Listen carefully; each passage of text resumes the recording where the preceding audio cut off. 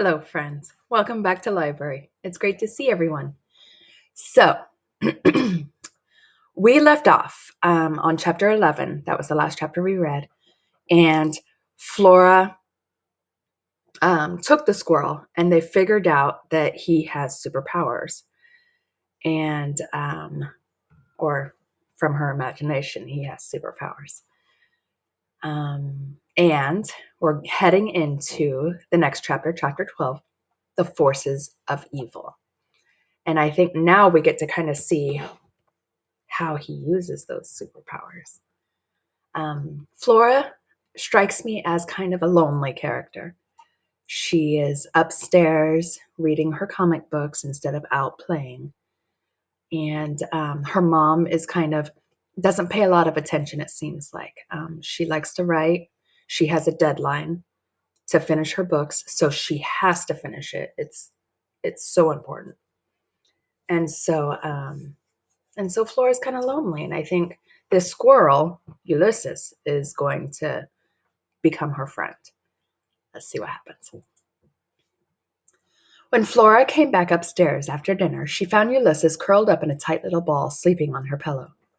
She put out her hand and touched his forehead with one finger. His eyes twitched, but they didn't open. She picked up the pillow and moved it carefully to the foot of the bed. She changed into her pajamas, lay down, and imagined the words, "A superhero squirrel rested at our feet, and so she was not lonely at all," emblazoned on the ceiling above her. "That's exactly right," she said. Before the divorce, before her father had moved out of the house and into an apartment, she had often sat beside he had often sat beside her at night and read aloud to her from the Illuminated adventures of the amazing Incandesto. It was his favorite comic. It always cheered him up to read about Alfred T. Slipper and Dolores. Her father did an excellent parakeet imitation. "Holy Bagumba," he would say in the voice of Dolores. "Holy unanticipated occurrences." "Holy unanticipated occurrences" was what Dolores would say when something truly unexpected and unbelievable was happening, which was basically all the time.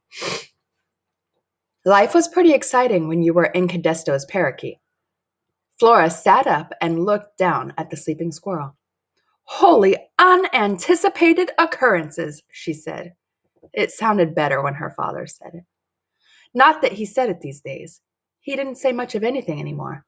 Her father had always been a sad, quiet man, but since the divorce, he had become even sadder and quieter, which was fine with Flora.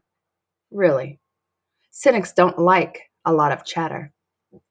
Besides, Alfred T. Slipper was a quiet man too.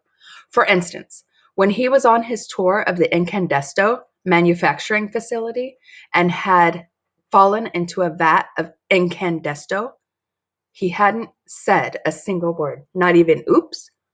Words had appeared above his head, however, and Flora's father had read those words to her so many times that she could recite them by heart. "He is an unassuming janitor, but he will dare to battle the darkness of the universe. Do you doubt him? Do not. Alfred T. Slipper will live to fight the forces of evil. He will become known as to the world as Incandesto." Flora lay back down. If the squirrel were in a comic, she thought, what words would have appeared in that space above his head when he was sucked into the vacuum cleaner? "He is an unassuming squirrel." Yep. "But he will soon conquer villains of all stripes. He will defend the defenseless and protect the weak." Ah, that sounded good too. "He will become known to the world as Ulysses." Holy begamba! Anything could happen. Together, she and Ulysses could change the world. Or something. "Do not hope. Instead, observe," Flora whispered to calm herself down. Just observe the squirrel. And then she fell asleep. So she's getting excited, but she has to remind herself, don't get too excited. Just stay calm. Chapter 13, The Typewriter.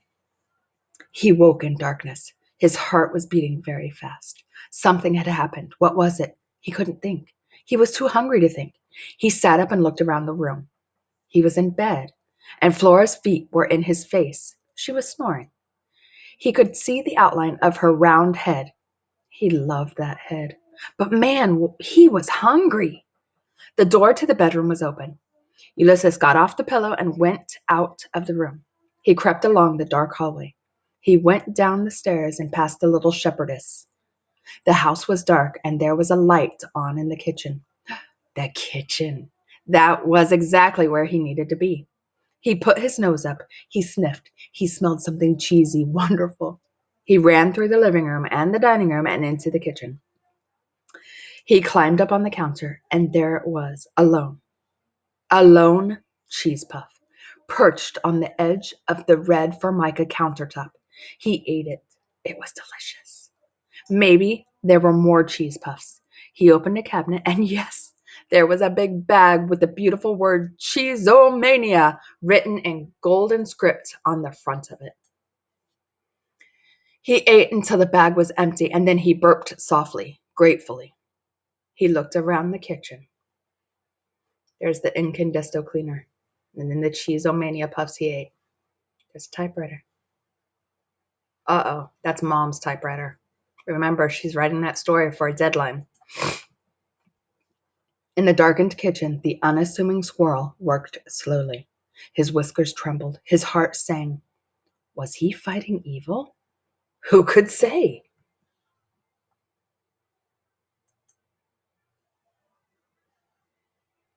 Oh,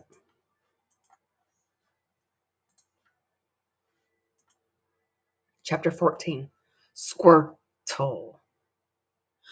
Flora Belle Buckman, get down here right now.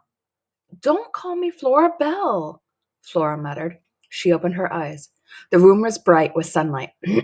She had been dreaming something wonderful. What was it? She had been dreaming about a squirrel. In her dream, he was flying with his legs out straight in front of him and his tail straight out behind him. He was a squirrel on his way to save someone. He looked supremely, magnificently heroic. Flora sat up and looked down at her feet. There was Ulysses sleeping on the pillow. And he did look heroic. In fact, he was just glowing, just like Incandesto, except oranger. He was extremely orange. What the heck? Said Flora. She leaned over Ulysses and reached out a finger to touch his ear. She held the finger up to the light. Cheese. He was covered in cheese dust. Uh-oh, said Flora. Flora! Her mother shouted. I'm not kidding. Get down here right now. Flora went down the stairs and past Marianne, whose cheeks were glowing a healthy and disgusting pink. You stupid lamp, said Flora. Now! Shouted Flora's mother. Flora broke into a trot. She found her mother standing in the kitchen in her bathroom staring at the typewriter. What's this? Her mother said. She pointed at the typewriter. That's your typewriter, said Flora. She knew that her mother was absent-minded and preoccupied, but this was ridiculous. How could she not recognize her own typewriter? I know it's my typewriter, said her mother. I'm talking about the piece of paper in it. I'm talking about the words on the paper. Flora leaned forward. She squinted. She tried to make sense of the word typed on the top of the page. Squirtle. Squirtle? Said Flora out loud.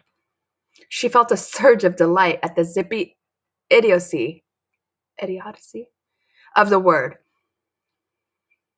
It was almost as good a word as tootie. Keep reading, said her mother. Squirtle, said Flora again. I am Ulysses, born anew. Do you think that's funny? Said her mother. Not really, said Flora. Her heart was beating very fast in her chest. She felt dizzy. I have told you and told you to leave this typewriter alone, said her mother. I didn't, said Flora. What goes on here is serious business, said her mother. I am a professional writer. I am under deadline for this novel. This is no time for hijinks. Plus, you ate a whole bag of cheese puffs. I did not, said Flora. Her mother pointed at an empty Cheeseomania bag on the counter, and then she pointed at the typewriter. Flora's mother liked to point at things. You left cheese dust all over the typewriter. That's disrespectful, and you simply cannot eat a whole bag of cheese puffs. It's not healthy. You'll become stout. I didn't, said Flora. And then another wave of dizziness came over her. The squirrel could type. Wholly unanticipated occurrences. I'm sorry, said Flora in a small voice. Well, said her mother. She raised her finger. She was obviously getting ready to point at something again. Fortunately, the doorbell rang. Chapter 15, The Electric Chair. To say that the Buckman doorbell rang would be inaccurate. Something that happened to the bell. Its inner workings had become twisted, warped, confused, so that instead of emitting a pleasant ding or a bung, the doorbell now sent out an angry, window-shattering, you guessed the wrong answer on a game show kind of buzz through the Buckman house. To Flora, the doorbell sounded like an electric chair. Not that she had ever heard an electric chair, but she had read about electric chairs in Terrible Things Can Happen to You. That particular installment of the comic had not contained any advice other than it would be best to avoid getting to a place in your life where you might have to face the electric chair and any noises it was capable of making. Flora had found it to be a vaguely threatening and not at all useful issue of terrible things. That's your father, said Flora's mother. He rings the doorbell to make me feel guilty. The doorbell buzzed and crackled again. See, said her mother. Flora didn't see. How could one person ringing a doorbell like another person make another person feel guilty? It was ridiculous. But then, just about everything in Flora's mother said or wrote sounded faintly ridiculous to Flora. For example, on feathered wings of joy. Since when did joy have feathered wings? Don't just stand there, Flora Bell. Go open the door. Let him in. He's your father. He's here to see you, not me. The electric chair knell of the doorbell sounded through the house again. For the love of Pete, said her mother. What's he doing, leaning on the thing? Go let him in, would you? Flora walked slowly through the dining room and into the living room. She shook her head in amazement. Upstairs in her room, there was a squirrel who could lift a vacuum cleaner over her head with one paw. Upstairs in her room, there was a squirrel who could type. Holy bagumba, thought Flora. Things are going to change around here. We're going to be vanquishing villains left and right. She smiled a very large smile. The doorbell gave another outraged sizzle. Flora was still smiling when she unlocked the door and opened it wide. So, Dad's come to visit. We found out that Ulysses can type. So, boy, the sky's the limit for a squirrel that has superpowers and can type and read and understand. Yeah, this is shaping up to be a fun story. I hope you're enjoying it. Have a great week, everyone. Thanks for reading with me.